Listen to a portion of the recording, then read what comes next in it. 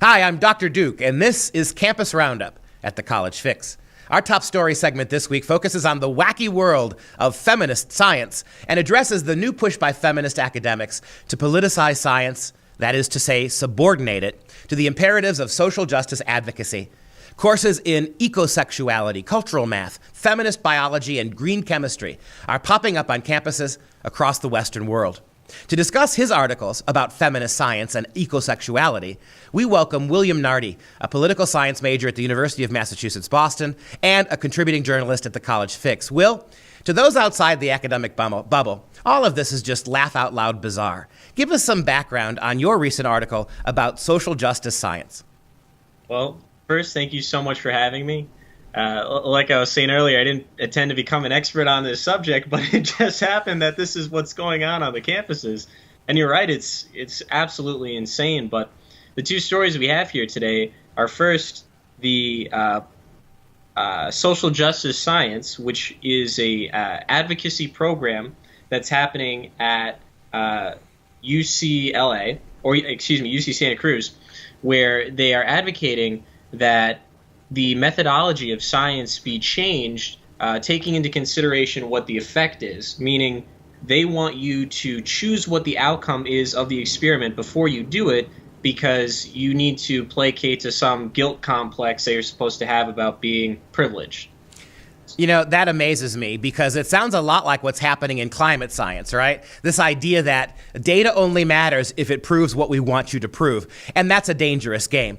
We saw it first with climate science. We've seen other professors racialize science. We have an engineering professor at Purdue University. She's the chair of the department, for instance. And she makes the argument that her primary purpose as the chair of the engineering department at Purdue is to make sure there are far fewer white males in engineering. Not sure how that's going to build better bridges. The other thing is, talk about that article before we move on to the second one. The group that's pushing this is a group called, and I kid you not, Free Radicals, right? Free Radicals. Talk about Free Radicals for a moment, Will. Well, Free Radicals is a group of socially just scientists, as they call themselves, and their goal is to, I guess, balance the field with some Marxist undertones and I guess, imbalance what has been male-dominated assumptions within science throughout history. Well, I know for a fact that when I was doing chemistry, my Bunsen burner reacted quite differently if I was using it as opposed to the woman standing next to me. But here's what I love about the Free Radicals. They call themselves, quote, and you can't make this up, they call themselves, quote, a collective that envisions an open and responsible science that works towards progressive social change. Now let that one sink in again. They're a collective, number one. So we immediately think of Woodstock. They're a collective that wants open science. In other words, science should be open to their politics before they're open to scientific reality. Does that about sum it up? Yeah, and moreover, I mean, they want to enforce global change. These people are absolutely globalists, and if you look into the description of the other departments that were sponsoring it, they are on this like global mission to equalize the planet. It was just terrifying. Well, how do groups like this that have no academic standing, they're not campus groups, how in the world do universities allow them? I mean, there was no way in the world they would allow some group that was dedicated to using science to verify creationism. If we have a collective here, right, we can call it the Koresh Collective, and our job is to use the science, right, to legitimize creationism. Never in a million years would that be allowed on campus. Why do these free radicals get to have this kind of input in what's going on at University of UC Santa Cruz's science department? Who gives them that in?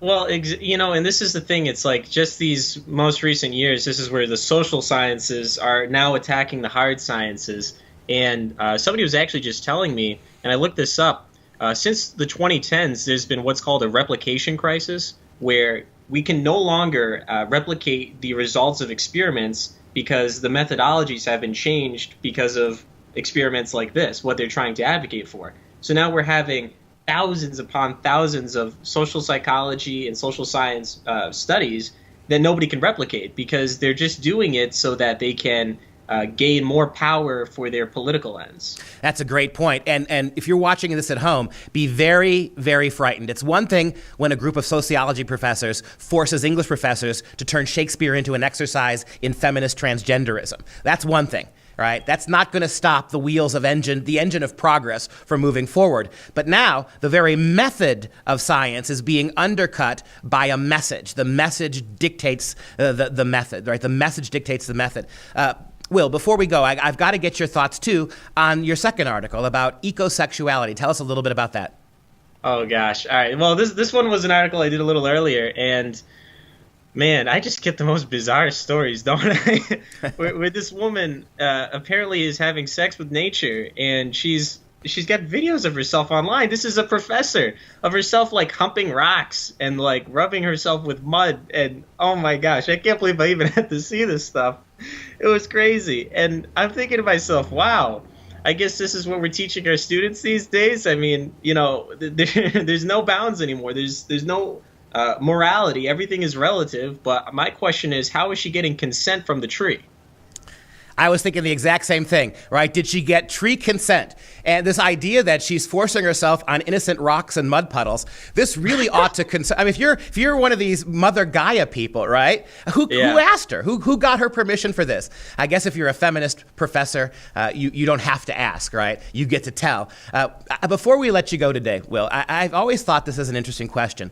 We're seeing now, I think, consequences of things that have been going on for a while. For a long time now, humanities programs, social sciences programs, they felt sort of marginalized by the power of science, right? They felt sort of off their game because science was so dominant. You are a political science major, and I remember thinking to myself for the last 20 years, political science, really? Is there a bunch of historians walking around in lab coats now with stethoscopes?